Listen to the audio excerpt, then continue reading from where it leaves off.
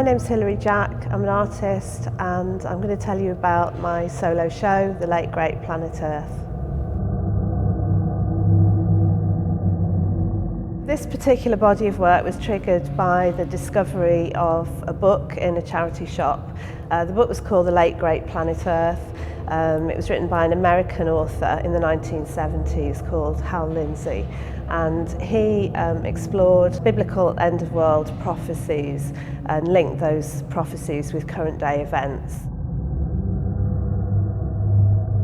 Initially, I was drawn to the title of the book, and it seemed to suggest a lost world, a kind of exemplary world which had been lost.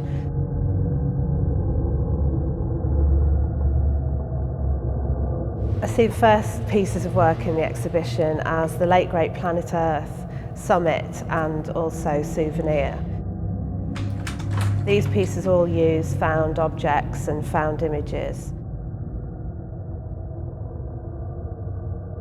With the Late Great Planet Earth, I've created a series of postcards which are collaged together and create a kind of everlasting landscape.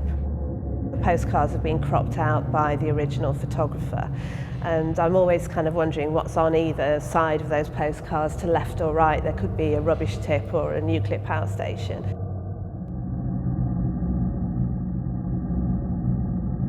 The Summit is 3 postcards collaged together which create a sort of an extended mountain range, and I've also included some found objects, rocks, one of which I've cast in bronze, and a light which references a moon or a setting sun.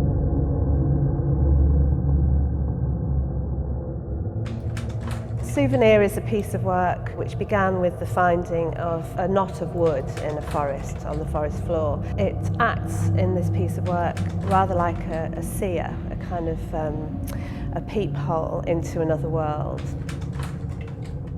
Visitors are encouraged to look through the peephole into a series of projected images of sublime landscapes which are interspersed with family images and also images of war, images of explosions. So you're actually not really sure what's coming next. It's interesting how our images that we post online can kind of nestle up against quite disturbing images which are sent to us unsolicited. And I think in Souvenir there is also that link.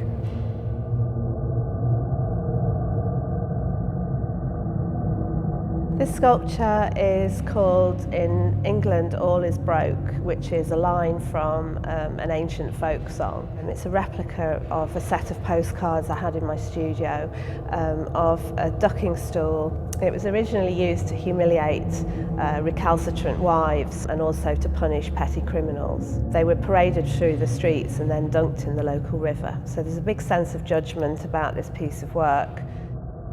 It's suspended over a kind of pond of mirrors, using the mirrors as a metaphor for water. It seems to have a kind of provoke a sort of sense of unease and anxiety. So it was my intention with this piece of work that it would sort of provoke that sense of daily anxiety that some people are feeling today.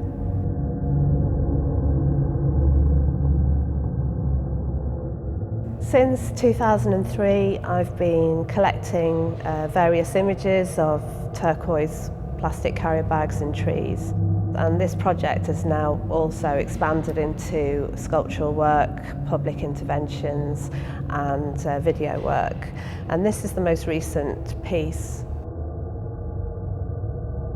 The tree is a dead tree which I've collected, and it's suspended from the ceiling, and it appears to kind of levitate over the gallery floor as if it's being caught in some kind of blast or explosion.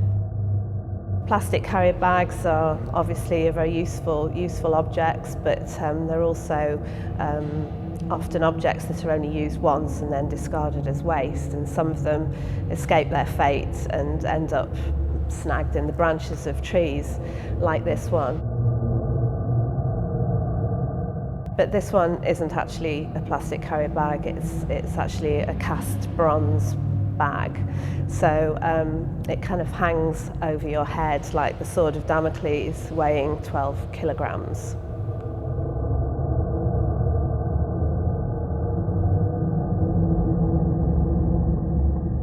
I became aware of the blood moon prophecy, a series of rare celestial events that was going to be unfolding during the course of the exhibition. Apparently 25% of Americans believe that the apocalypse will come in their lifetime. Many communities spend their entire weekends preparing for the end of days. And so I decided to build a sort of doomsday prepper's log cabin which would house the blood moon prophecy. You can walk inside the log cabin and experience the blood moon prophecy and perhaps the sound of the end of the universe or the beginning of a new universe.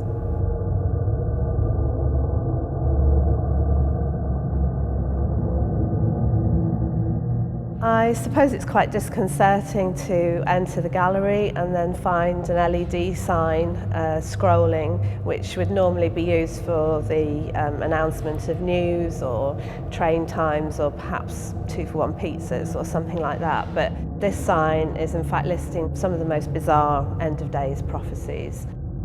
And I suppose this piece takes a wry look at preachers and prophets who have preyed on the fears and anxieties of others.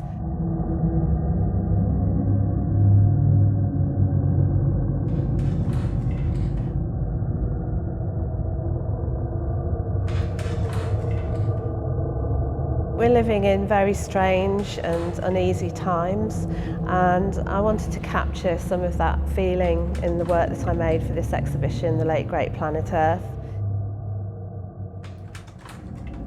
Some people have suggested that I've created a parallel world in the gallery, perhaps no darker than the world in which we're living.